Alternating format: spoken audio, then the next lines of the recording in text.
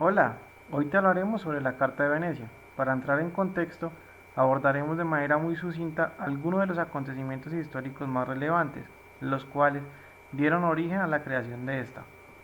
Una de las primeras reuniones que se abordó para hablar sobre la conservación y el camino hacia la Carta de Venecia fue en Bruselas el 27 de agosto de 1874, donde se declaran gran parte de leyes y costumbres de guerra, donde se consideró como patrimonio común y buscó limitar la destrucción de cada uno de los patrimonios históricos. Asimismo, se imponen sanciones en caso de la violación de aquellos artículos. Por consiguiente, se generó el Tercer Congreso Internacional de Arquitectos para dialogar sobre la protección internacional, donde se manifiesta la igualdad de protección de pinturas, esculturas y artes del dibujo, que llevaron a la creación de la Convención de La Haya. En 1904 se creó el Sexto Congreso. Se define como un nuevo intento por definir lineamientos internacionales para la conservación de monumentos. El acercamiento varía en función de cómo se consideran los monumentos entre vivos o muertos. Estos dos tipos de patrimonios requerían enfoques distintos para salvaguardarla. Durante la Primera Guerra Mundial, debido a la destrucción masiva generada, se busca la protección del patrimonio y definir lineamientos de conservación donde se busca la reconstrucción de manera idéntica de algunos monumentos afectados. Sin embargo, ciertos monumentos destruidos prefirieron optar por no ser reconstruidos para mantenerlos como memorias de lo sucedido. Dentro de los primeros organismos internacionales fundados como objetivo de ser asesores para mantener la paz por medio de una acción colectiva, estos son el ICIC, fundado en 1920, que sus siglas expresan el Comité Internacional de Cooperación Intelectual, y el IOM, fundado en 1926, que expresa Oficina Internacional de Museos. La Carta de Atenas fue fundada en 1931 apoyando la postura de John Ruskin frente al tema de la restauración y respeto por los monumentos. Desde su primer artículo se basa en la reconstrucción de la posguerra y en los últimos artículos de la Carta de Atenas expresa la importancia de la participación ciudadana para conservar el patrimonio, así como el papel fundamental de la educación. Aparte de eso, pues la normalización de criterios para la conservación del patrimonio inició, como ya sabemos, con la Carta de Atenas, que fue en el año 1931. Posteriormente se vio obstaculizada durante la Segunda Guerra Mundial entre 1939 y 1945 y duró hasta más o menos la década de 1960. Tanto como en la Primera y la Segunda Guerra Mundial, a raíz de la amplia destrucción de monumentos y áreas completas de la ciudad, se busca la idea de la reconstrucción, aunque algunos lugares también optan por mantener destruidos para mantener las memorias de lo acontecido durante estas épocas. Bueno, como bien conocemos, los años posteriores al conflicto bélico son los que bien conocemos como los años de reconstrucción, en los que se evidencian muchos problemas que también dan lugar a una revisión de los principios de la restauración científica y también la compilación italiana del restauro crítico. Paralelo a esto, se reanuda y se intensifica la cooperación interna con la fundación de la Organización de las Naciones Unidas, que como bien sabemos es conocida como la ONU. Aparte de eso, son organismos del que surge otra organización de las Naciones Unidas para la educación, para la ciencia y la cultura, que como bien sabemos la conocemos como la UNESCO. También se empieza a celebrar congresos internacionales como el promovido por la Unión Internacional de Arquitectos en Moscú en el año 1958 o en el convenio de la Federación Internacional de la Casa y del Urbanismo en Santiago de Compostela en el año 1961.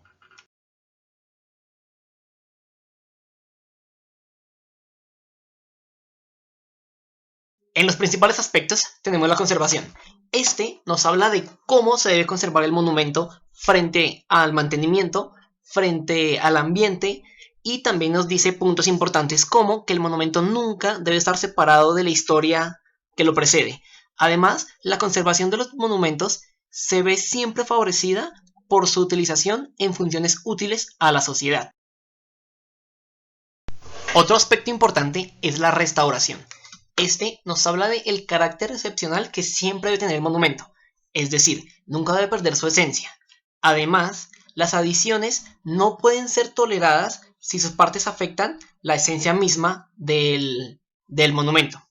Además, los elementos destinados a reemplazar partes dañadas del monumento deben integrarse armoniosamente en la obra, pero sin aparentar ser de la obra misma. Es decir, se debe notar la diferencia entre la restauración y el objeto como tal, sin dañar la armonía del monumento.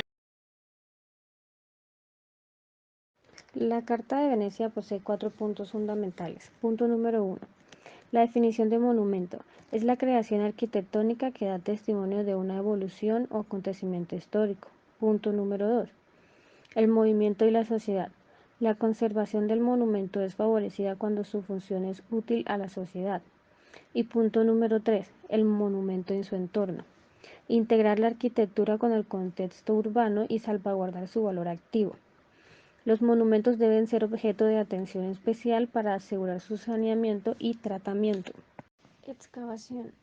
Estas deben llevarse a cabo con las normas científicas. Dichos principios se basan en que toda exploración y excavación debe estar sometida a vigilancia y autorización de la autoridad competente, como también obligar a toda persona que haya descubierto restos arqueológicos a declararlos a la mayor brevedad a las autoridades competentes. La conservación y protección de las ruinas y elementos arquitectónicos deben estar garantizados con medios que faciliten la comprensión del monumento, como también cualquier trabajo de reconstrucción deberá excluir a priori solo la anastolosis, es decir, la comprensión de las partes existentes, y los elementos de integración serán reconocibles y constituirán el mínimo necesario para asegurar la condición de conservación. Otros aspectos importantes de la Carta de Venecia es que fue creada para frenar la reconstrucción indiscriminada de monumentos destruidos durante la Segunda Guerra Mundial. Esta carta significó hace 50 años un importante paso para la aplicación en el ámbito mundial de principios normativos en cuanto a la teoría y la práctica de la restauración arquitectónica.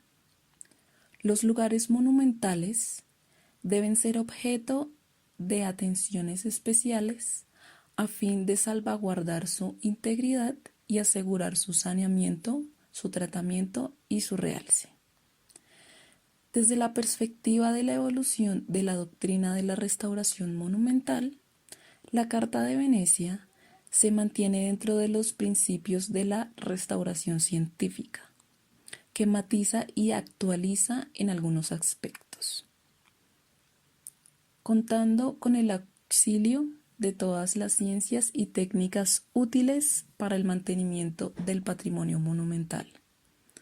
Actualmente existen mecanismos en todos los países para la protección del patrimonio en todas sus formas, y la conservación ha sido una de las mayores políticas públicas en todos los países. A continuación, estos son algunos ejemplos que corresponden a las indicaciones dadas en la presente carta. Con respecto a la conservación, el artículo 4 y 5 nos hablan sustancialmente de la constancia en el mantenimiento del monumento y su función en la sociedad. Es por ello que las pirámides de Egipto, caracterizadas por su estricta conservación y etapas prolongadas de mantenimiento, son un buen ejemplar. Por otro lado, el complejo arqueológico que se ubica en la ciudad de Cusco se acondicionó para convertirse en un atractivo de gran valor histórico. La Torre Eiffel inició en el año 2019 los planes para retomar su color ocre soñado por su creador, esto sin alterar las relaciones entre los colores. En cuanto al artículo 7, es bien sabido que el Centro Histórico de Bogotá funciona y se caracteriza en conjunto de todo su contexto. Es por esto que la Casa Genoveva representa una de tantas edificaciones características y que no se pueden leer sin la historia y el contexto al que pertenecen. El traslado de los templos de Abu Simbel fueron las únicas acciones para mantener y procurar la conservación de sus partes. En cuanto a la Esfinge de Giza, pasó por diferentes restauraciones respetando su esencia. Sus labores se concentraron en el pecho y cuello, que se vieron erosionados por los vientos. Punto 4. Julián, un restaurador de obras de arte, nos ilustra con su trabajo en el asesinato de Arquímedes, donde nos relata que se usaron técnicas tanto tradicionales como modernas para el trabajo de esta pintura. A esta pintura le acompaña el Museo Nacional Centro de Artes Reina Sofía, donde implementaron estos puntos fijos que se integran y se distinguen de los originales. Punto 5. Lugares monumentales como Machu Picchu o excavaciones como las de Israel en la antigua ciudad griega se adecúan a las recomendaciones mencionadas en la Carta de Venecia. Punto 6. Finalmente, tenemos la restauración del monumento a los caídos en Caballasca, que como muchas otras restauraciones se encuentra debidamente documentada.